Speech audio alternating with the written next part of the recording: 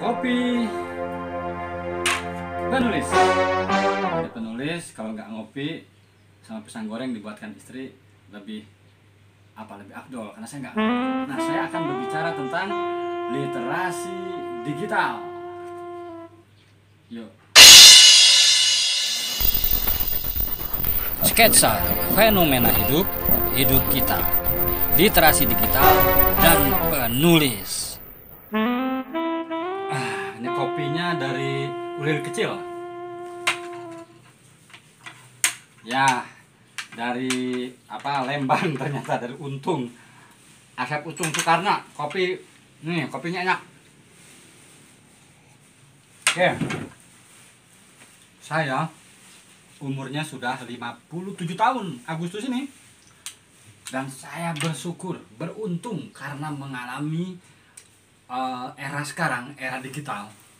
Jadi, apa yang saya harus lakukan? Saya ingat sekali, kata bapak saya tahun 85 waktu saya kuliah di Unpad, kamu harus kursus komputer. Pertama kali komputer masuk ke Bandung, Lembaga Pendidikan Komputer Indonesia Amerika, LPKIA. Pionirnya waktu itu Yusuf Randi. Dan saya belajar WordStar, WS4. Dan saya menemukan keajaiban bahwa ternyata menulis naskah dengan komputer luar biasa. Tapi itu 85. Sedih, saya baru kebeli komputernya tahun 92. 7 tahun kemudian.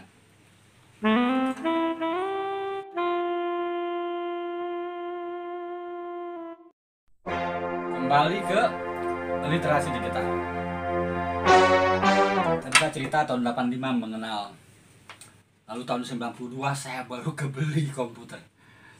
Saya baru pulang dari perjalanan Asia. Lalu catatan perjalanan saya yang dimuat di Anita Cemerlang antara 90 sampai 92 diambil oleh Mas Eka Budianta dan Hikmat Kurnia dengan penerbit Puspaswara. Nah, sayang novelnya di mana ya bukunya ya? Dari buku itulah kemudian saya membeli komputer jangkrik pada sahabat saya Herdi Kusmayadi. Dibikinin tuh, dirakit sekitar 2,5 juta waktu itu.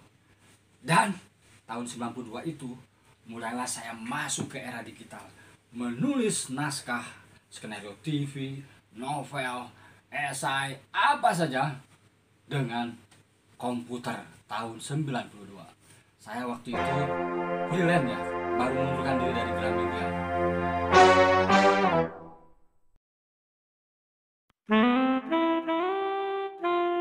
Saya hari ini sedang membuat makalah tentang multimoda. Bagaimana menggerakkan literasi dengan multimoda. Artinya dengan segala macam cara, terutama di era digital ini. Terkait ke era pandemi COVID-19. Nah, ini enak banget nih kopinya. Abah Ami dari Bandung. Apa tadi? Kopi Abah Ami. Produksi buruan. Kopi Lembang. Lembang, Bandung, punya Asep Untung Soekarno. Kembali ya ke literasi digital. Jadi sekarang nih era industri 4.0.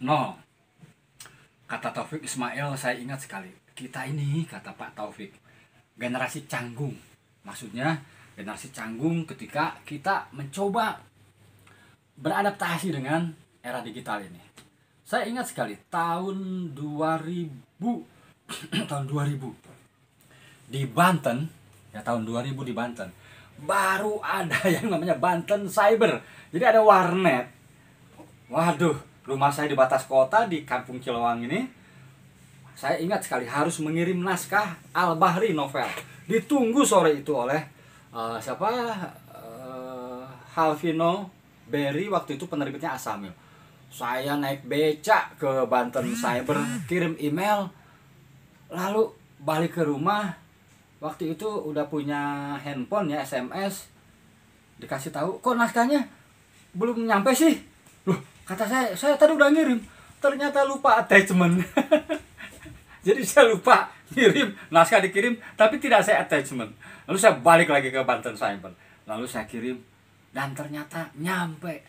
Ya Allah, kata saya, dulu kalau saya mau mengirim naskah, harus datang ke penerbitnya membawa semacam disket atau cetakannya, print outnya. Tadi tahun 2000 di Banten baru ada warnet, langsung saya kirim. Saya belum masang speedy waktu itu. Ajaibnya literasi digital.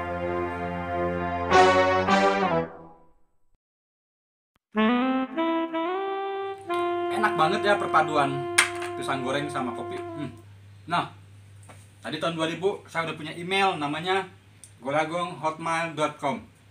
Di era di saat apa namanya pilgub keberapa saya lupa, itu hilang Golagong Hotmail. Lalu saya bikin lagi gm_cakrawala@yahoo.com.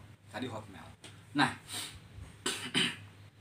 saya ingat sekali waktu itu saya dengan teman-teman, dengan istri tentu, dengan para sahabat membangun Rumah Dunia. Setiap pagi ketika saya bekerja ke RCTI, langsung menulis jurnal dan disebarkan oleh saya di mailing list. Belum ada Facebook, belum ada medsos. Saya bikin salam dari Rumah Dunia. Terus menerus tiap hari, bayangkan. Dari tahun 2000, ketika saya kerja di RCTI itu tahun 96, saya sudah mulai mengenal internet ya, karena di RCTI difasilitasi. Nah, tahun 2000 saya rajin menulis jurnal. Saya sudah tidak peduli lagi dengan mass media mainstream, karena pada tahun 2004 Budi Putra mengajari saya internet, lalu saya membuat Golagong website www.golagong.com. Tapi dalam perjalanannya saya lupa password, Budinya ke Singapura sehingga lupa.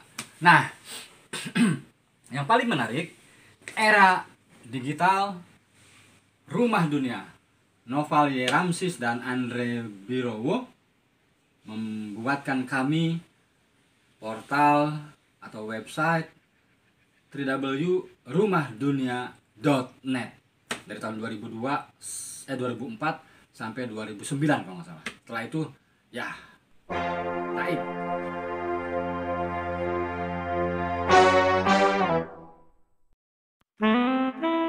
Abah Ami kopi enak banget. Tadi itu buruan kopi dari Untung Asep Sukarna datang ke Lembang ya.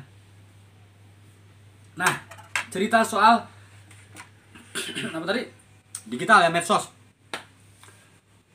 Setelah rumahdunia.net, kemudian sampai tahun 2009 Noval masih bertanggung jawab, dia membuatkan rumahdunia.com ya. Itu sampai tahun berapa ya? 2009 kalau nggak salah, sampai tahun 2000. Cukup lama itu. Cuman karena ada pilgub, itu ada semacam nggak tahu gimana caranya, karena kami memang Rumah Dunia ini melakukan perlawanan ke dinasti Banten yang korup, sehingga medsos kami itu hilang. Nah, saya udah punya Facebook, udah punya Twitter, udah punya IG belum waktu itu. Nah, saya udah hampir ada kali saya 6 kali bikin akun Facebook, selalu hilang di setiap pilkada. Jadi tampaknya mereka dinasti Banten itu, entah tim suksesnya atau siapa, takut dengan gerakan Rumah Dunia. Nah, tapi yang paling penting adalah bahwa saya sebagai penasihat Rumah Dunia dan tentu pendiri mencoba mengimbangi anak-anak muda agar literasi digital ini dengan karakternya yang cepat, di mana saja bisa bertukar informasi, harus ada unsur kreativitasnya juga kritisnya, itu menjadi semacam karakter dari Rumah Dunia. Jadi internet tidak menjadikan kami penyebar berita-berita hoax, karena kami belajar jurnalistik, sastra, dan film.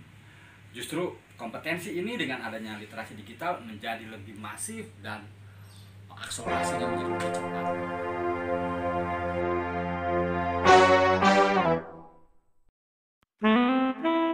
Ya, jadi apakah bernilai ekonomi?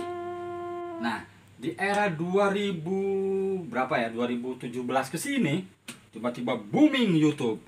Nah, alhamdulillah Rumah Dunia, terutama ini di era pandemi COVID-19, ketika semua orang lockdown harus di rumah, tidak ada cara lain, kemudian saya mengoptimalkan kemampuan saya di literasi digital ini. Rumah Dunia misalnya, dari dulu sudah ada medsosnya. Sekarang bikin Rumah Dunia TV sejak 2019, sebelum pandemi ya. Nah, Kemudian saya juga membuat Golagong TV YouTube-nya. Saya aktifkan nih setelah lockdown itu, saya aktifkan ini secara pribadi ya. Saya aktifkan IG saya yang baru 9.900. Saya coba perbaiki lagi Golagong akun FB saya, Golagong penulis, fanpage-nya Golagong TV, info Kota Serang, dan ada yang sedang saya dan istri bina, yaitu fanpage Kelas Menulis Golagong. Dan juga saya membuat website, saya kembali lagi bikin website setelah hilang-hilang mulu. Saya coba sekarang sudahi dulu tuh soal-soal dinasti Banten. Saya fokus sekarang ke literasi baca tulis. Saya buat website golagongkreatif.com. Twitter saya sudah 24 ribuan. Nah, bagaimana setelah lockdown ini? Saya tidak ada undangan menulis. Itu sejak Maret tanggal 13 2020. Apa yang saya dan istri lakukan?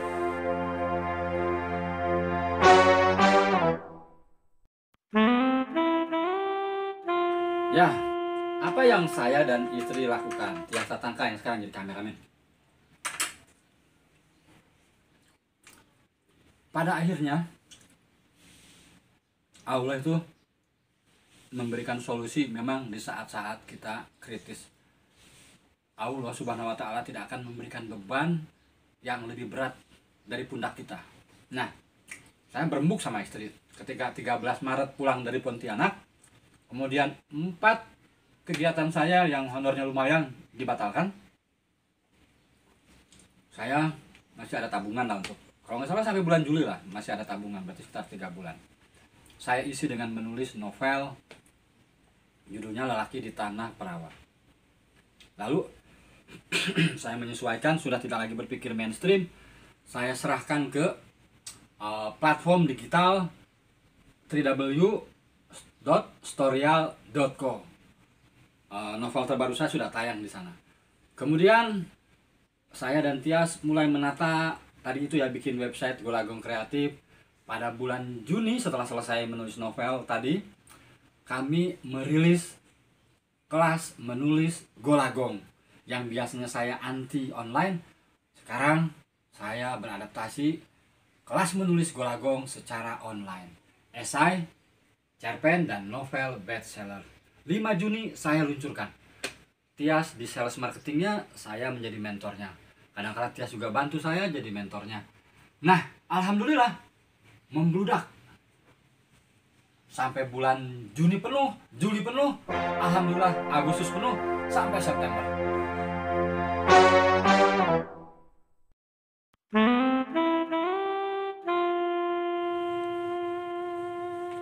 Kelas Menulis Golagong, Anda jadi penulis, saya histeris.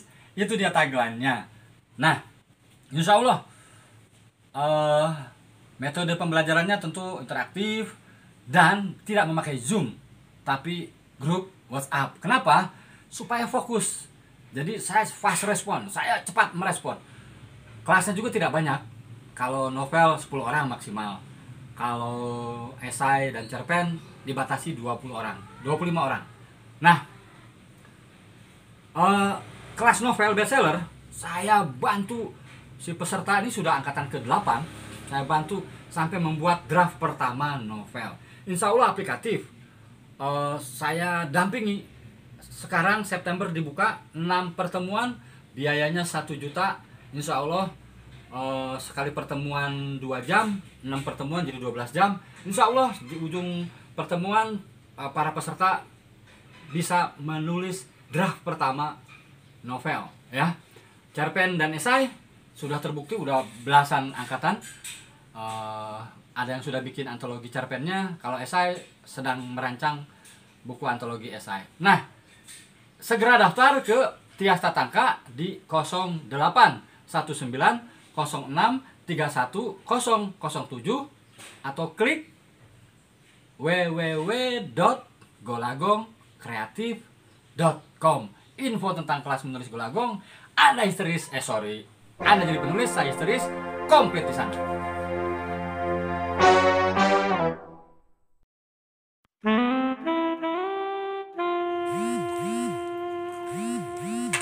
sahabat Golagung TV, terima kasih sudah menonton. Mudah-mudahan pengalaman saya yang aktif di dunia digital atau industri kreatif 4.0 bermanfaat. Jangan menyerah. Mari manfaatkan internet untuk kepentingan yang bermanfaat, ya, kemaslahatan umat. Jangan dipakai untuk menyebar hoax. Golagung TV tentang literasi semua ada di sini. Sketsa fenomena hidup, hidup kita.